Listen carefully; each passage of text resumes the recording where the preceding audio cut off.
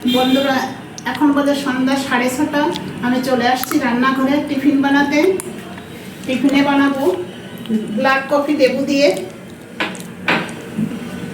সঙ্গে বাদাম, পেঁয়াজ, কাঁচা লঙ্কা, কালো জিরে দিয়ে মুড়ি ভাজা। আর মুড়ি ভাজার মধ্যে কালো জিরে দিলে খুব গা হাত পা ব্যথা থাকলে খুব কমে যায় তাড়াতাড়ি। এতে দিয়ে দেবো সাদা তেল, অল্প তেল দেবো, সঙ্গে দিয়ে দেবো পেঁয়াজ কুচি, লঙ্কা কুচি, বাদাম, সামান্য পরিমাণ হলুদ, স্বাদ মতো লবণ। ভালো করে ভেজে নেব।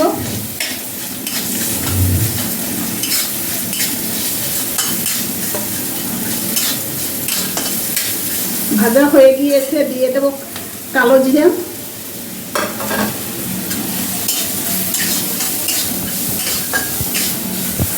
সঙ্গে দিয়ে দেবো মুড়ি। পেঁয়াজটা বেশি ভাজবো না, মানে মুড়ির সঙ্গে ভাজা হবে। এর সঙ্গেই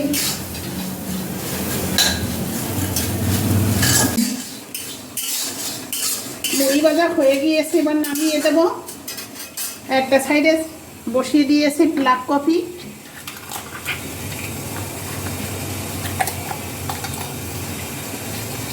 দিয়ে দেবো অল্প পরিমাণ কফি, সঙ্গে লেবুর রস। একদমই চিনি ছাড়া তৈরি করছি।